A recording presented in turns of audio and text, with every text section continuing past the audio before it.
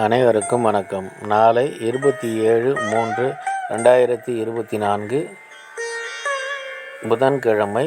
ஜோதிடப்படி share market, Nifty, bank Nifty எப்படி செயல்படும்?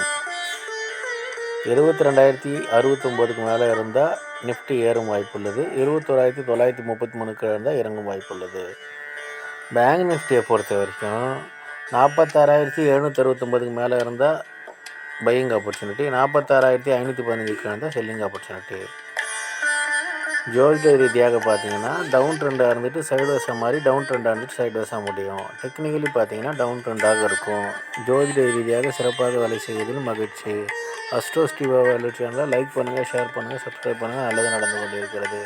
ஓம் ரீங் வசி வசி, சகலரும் வசி, சர்வமும் வசி, அசி அசி அசி. நன்றி நன்றி நன்றி.